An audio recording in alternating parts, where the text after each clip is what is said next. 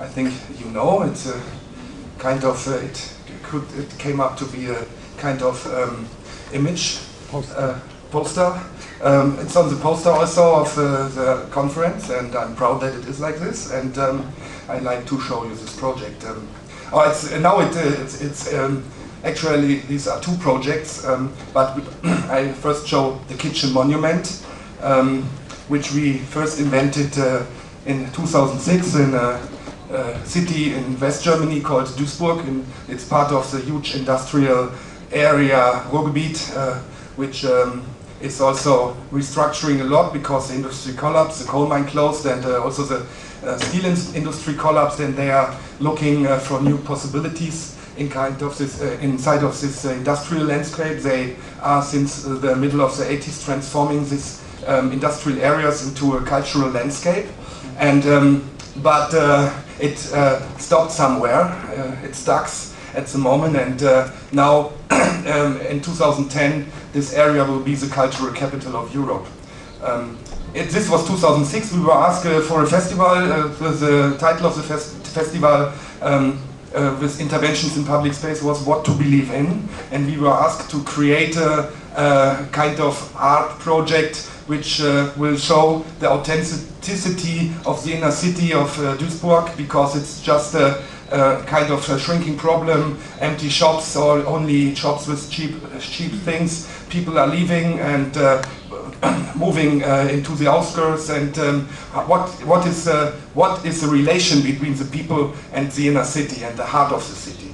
So our idea was the first idea we had was to create a monument, because a monument is a very important symbol, object for identification with the city and with the culture. And also in this area, like they topped old artificial mountains from the coal mines with big monuments, and also in Duisburg, in the neighborhood, two artists, John Tingoli and Nikita Sanfal, invented a big fountain called the Life Saver.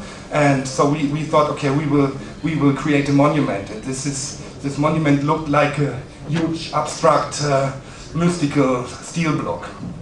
And we fixed the monument in different spaces. We wanted to have a mobile monument because we were convinced that this kind of authenticity is not fixed on one space in the city, so we have to move through the city to the different conditions. And we wanted to build a mobile monument, and we found in the history an example, the Trojan horse, as an example for us for a monument. It's a mobile monument with some hidden inside. And in our work we try to upload things, the semantical meaning of things with new meanings. And so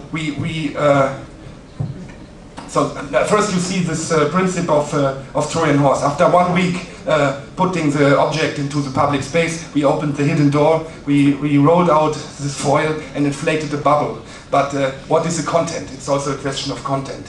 What creates identity? What creates a relation between private and public? What creates what is the most known place between the people and the unknown? It's a kitchen. It's a kitchen because the kitchen is a place where you invite the foreign people into your house, and we wanted to bring the kitchen out into the public space. So this is why it calls Kitchen Monument. Our first idea was to transport real kitchens into the public space, but then we realized that all these different cultures, like Turkish people, Polish people, Asian people, German people, they all use this IKEA stuff in their kitchens. It's not so the furnitures are not really showing the different cultures, but what they are cooking, how they cook, the recepts, the recepts they know from their grandmothers. This was the most important thing. So we invented very simple kitchens inside of the kitchen monument to host around between 80 and 100 people, and we invited people from the neighborhoods to cook together and to invite their families and friends. And this was the first event here. I just go fast through the pictures. This underneath this highway bridge was between a high density living area and huge abandoned square. Duisburg is the atmosphere of the inner city is you have some dense parts. Like these block buildings from the foundation times, but you walk around the corner and you have these huge gaps from the wall, still not reconstructed, still huge parking areas. And here it's the same. In front of the kitchen monument was a huge, really huge space demolished from the World War, and then they built in the 90s a huge musical house which went bankrupt and was empty now. And it's an interesting border. It's yeah.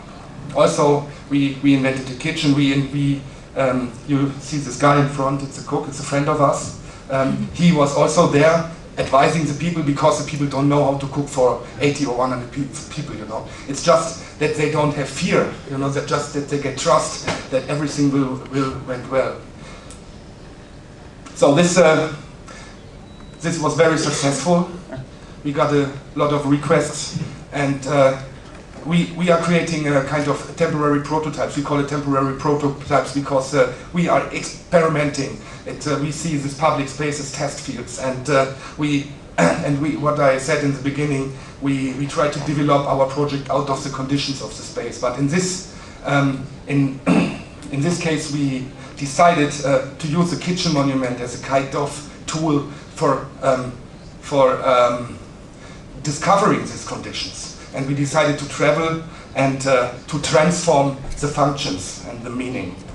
And one other possibility was here. It's the city of Mülheim. It's a neighbor city. It was a ballroom, and we invited elderly people with their friends to make a dance evening. This is Warsaw, the capital of Poland, where we invented a conference about art and in public space inside of a pedestrian roam in the transformation area in Warsaw.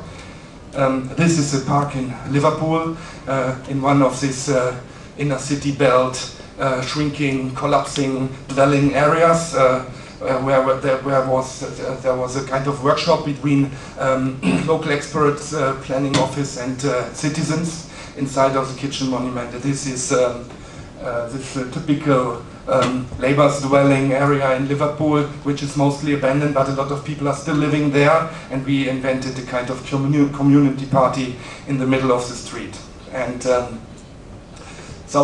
our telephone is still gleaming because of this project. Everybody likes to have it. And then we got the call from New York, and to exhibit the kitchen monument in the storefront gallery. It's a gallery Kyung Park founded 27 years ago, I think, right? Yes. And to exhibit it. And then first we thought, okay, we bring the kitchen monument to the States, but it's too expensive, and then we don't like to exhibit to put our pictures of our work into the museums, so we like to be active. And we with Joseph Brimmer, the director of today, we decided to build a new version of the kitchen monument we call Spacebuster. Spacebuster, this is a typical American stepman. They use it as an emergency car, or also for Mr. Softy, a soft ice car, or delivering, and FedEx, yeah, like things like this. And we bought this very cheap. We transformed it. We made this drawing of our visionary world on the outside of the car, and inside, like the kitchen monument, same strategy. There was a bubble, and but the bubble we built in Berlin, and then because we have a big workshop and we are able to build the bubbles by ourselves, and it's cheaper.